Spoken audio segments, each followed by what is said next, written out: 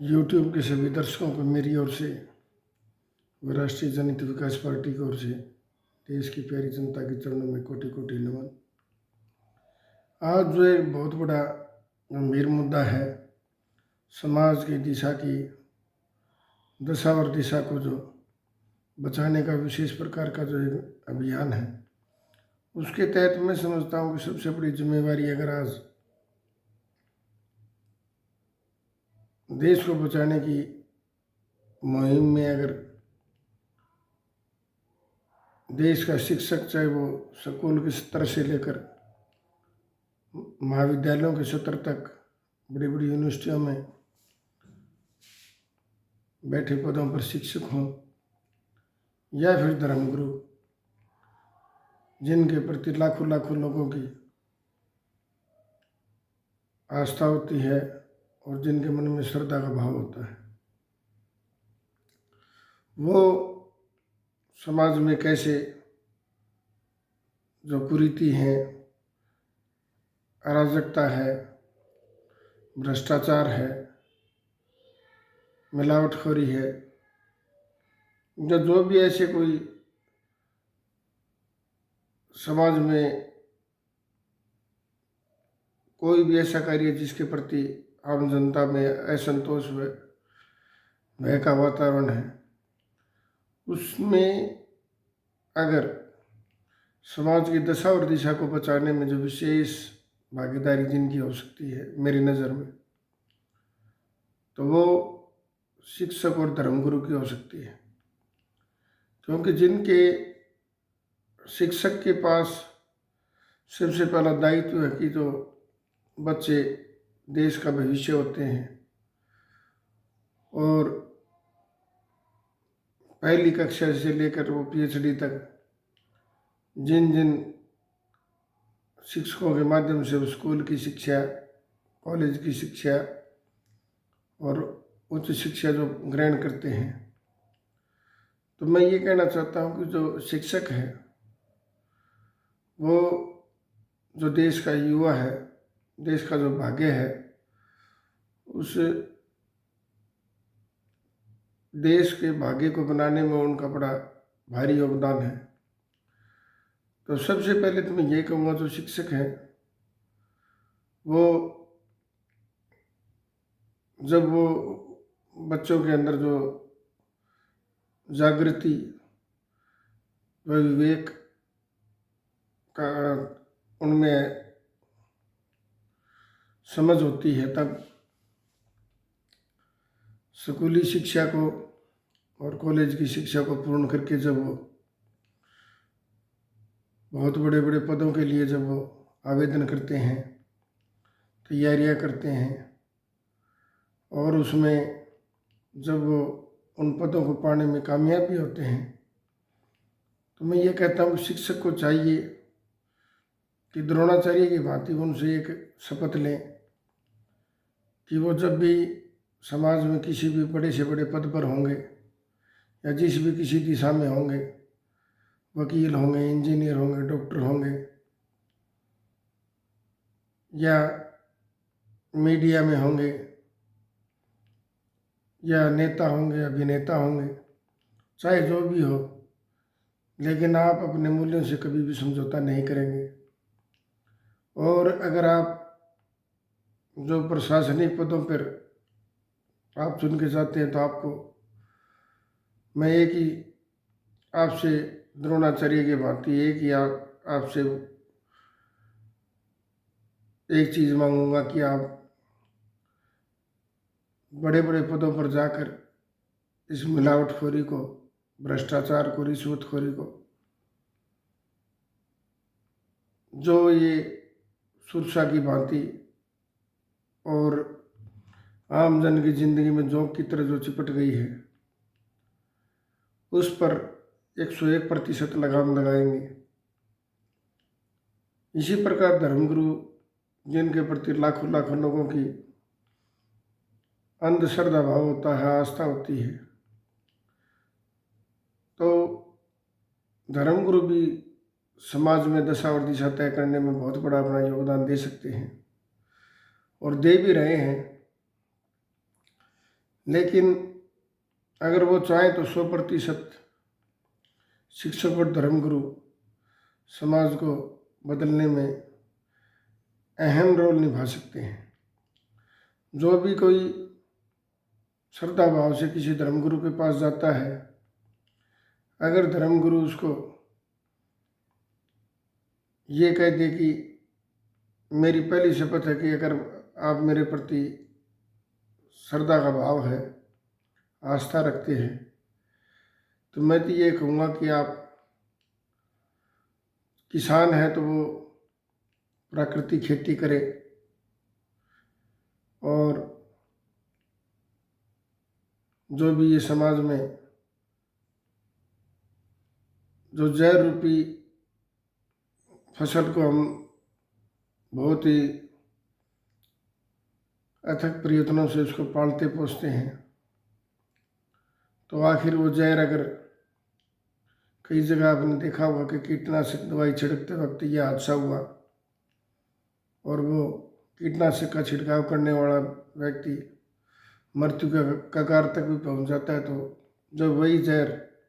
फसल के माध्यम से जब आम आदमी के शरीर में अगर जाता होगा तो बड़े बड़े एम्स आदमी की ज़िंदगी नहीं बचा सकते। वो जिंदगी को, शरीर के प्रति जो भी कोई व्याधि है उसको बचाने में कुछ कारगर सिद्ध हो सकते हैं, लेकिन अगर उसके मूल में ही चले जाएंगे तो जो जिन फसलों में आज सब्जी है, अनाज है, फसल है, जो भी जीवन उपयोगी है, मनुष्य के जीवन में जो जीने के लिए उसको ज़रूरी है, उसमें भरपूर मात्रा में बढ़ चढ़ के जो जहर डाला जाता है, एक तो उससे फसल बहुत ही महंगी और विनाशकारी। तो धर्मगुरु चाहे तो उनको एक शपथ दिला सकते हैं कि अगर आपकी मेरे प्रति आस्था है तो सबसे पहले आपको प्राकृतिक खेती को चुनना होगा और जल का संरक्षण करना होगा, और जो भी आप लोग मेरे पास आते हैं तो जो पर्यावरण को बचाने में जो भी उपयोगी है उन बातों को मानना होगा। भ्रूण हत्या पर रोकथाम करनी होगी, और समाज में अगर मुझसे भी पहले अगर बहुत उपयोगी है, एक भाई की मदद से अगर एक भाई का जीवन अगर संवर सकता है तो आप उसकी मदद करें। एक लाचार और बेबस की जो सबसे पहली प्राथमिकता है उसकी मदद करें, न कि आप बहुत बड़े बड़े मंदिरों में, धार्मिक संस्थानों में बढ़ चढ़ कर जो ठियान मानसियान के लिए आप जो दान दाताओं की सूची में जाने का प्रयास करते हैं, उससे आपको कुछ हासिल नहीं होगा। तो मेरा इस वीडियो संदेश के माध्यम से केवल और केवल मैं यही कहना चाहता हूँ कि चाहे वो बचपन से लेकर कोई भी विद्यार्थी जब पढ़ लिख कर किसी भी क्षेत्र में जाए तो शिक्षक उससे ये संकल्प और प्रण दिलाए कि वो जिंदगी में जहाँ भी जाएगा मजलूम की, पीड़ित की, गरीब की, बेबस की, लाचार की हर संभव मदद करेगा और खुद ये तय करेगा कि ना तो मैं भ्रष्टाचार करूँगा, ना किसी को करने दूंगा, क्योंकि महंगाई भ्रष्टाचार के आंचल में पनपती और बढ़ती है। जैसे जैसे भ्रष्टाचार बढ़ता जाता है तैसे तैसे महंगाई चरम पर पहुंचती जाती है। आज आपने राजनेताओं का जो रूप देखा, किसी की सरकार को गिराने में जिन नेताओं पर ये आंख मूंद कर बेचारी देश की जनता विश्वास करती है, वही उनके आस्था को पल भर में 2 कौड़ी के लालच में नीलाम कर देते हैं, तो उससे देश का कहाँ भला होने वाला है। और जो बड़े बड़े प्रशासनिक पदों पर जो शपथ लेते हैं कि हम समाज की तन मन धन से सेवा करेंगे तो 100 में से मैं ये आपको ये बताता हूँ कि 90% आखिर वो जाकर कहाँ और किस पायदान पे खड़े होते हैं। तो ऐसे में लगता है कि गांव की सबसे छोटी इकाई से लेकर बड़े बड़े शहरों तक, पंच से लेकर प्रधानमंत्री तक और बड़े बड़े पदों पर राष्ट्रपति से लेकर चीफ जस्टिस तक जो समाज में जिनकी दायित्व है, जिनकी जवाबदारी है, आज के इस दौर में आम आदमी को ये लगता है कि शायद कहीं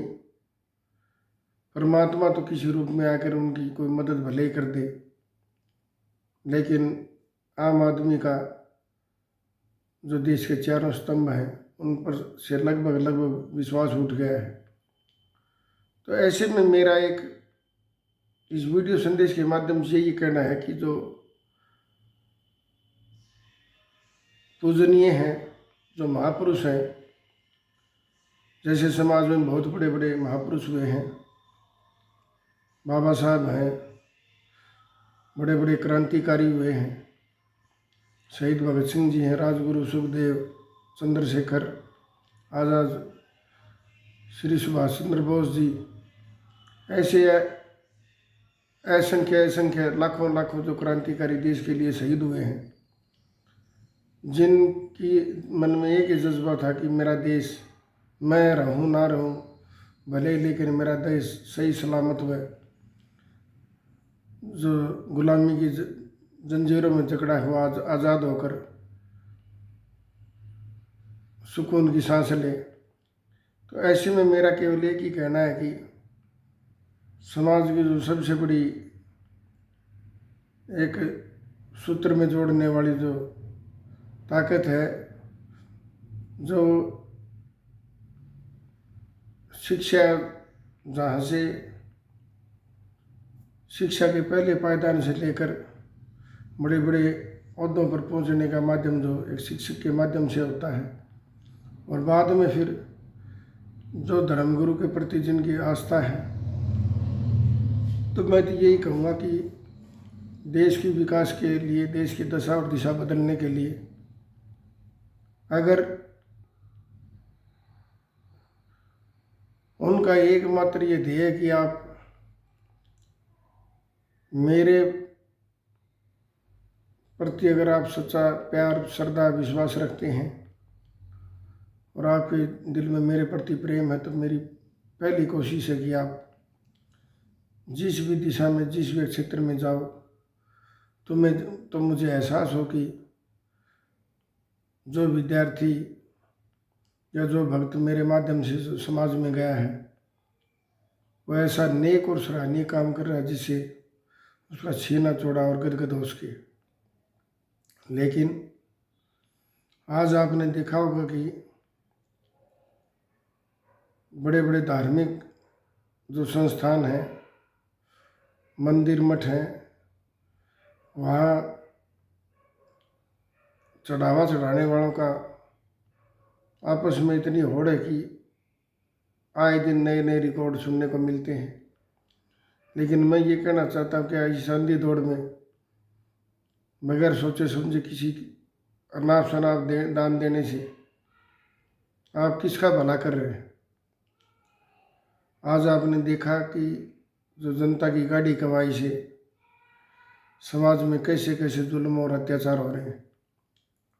किस प्रकार उनकी गाढ़ी कमाई को ये राजनेता जमकर अनाप शनाप खर्चों में उसको लुटा रहे हैं। हर तीसरा व्यक्ति जो आज देश में अपने को वीआईपी समझता है, वीआईपी होने का भाव पाले हुए हैं। तो मेरा ऐसा मानना है कि वीआईपी होना उतना ज़रूरी नहीं जितना देश के लिए पद पे बैठा हो लाभदायक हो।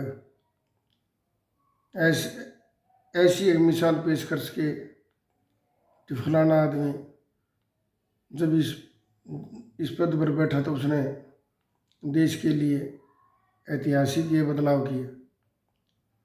और वैसे तो छोटी से छोटी इकाई से लेकर बड़े से बड़े पद तक के लिए पूरा समाज में एक सिस्टम है, प्रशासनिक है, राजनीतिक है, मीडिया है। मीडिया को भी ये चाहिए कि किसी की स्तुति गान न करते हुए जो समाज की भलाई के लिए अग्रसर हैं, जो अपना योगदान देना चाहते हैं, उनकी बात को वो ज़ोर शोर से उठाएं। और जो समाज में पीड़ित शोषित हैं, जो जिनका हक किसी न किसी प्रकार मारने की कोशिश की है, उनकी बात को अगर मीडिया उठाए और बड़े बड़े पदों पर बैठे अगर उनके साथ न्याय करें तो वो दिन दूर नहीं जब ये देश पुणे सोने की चिड़िया बन सकता है और फिर पूरे विश्व का सिरमौर। धन्यवाद।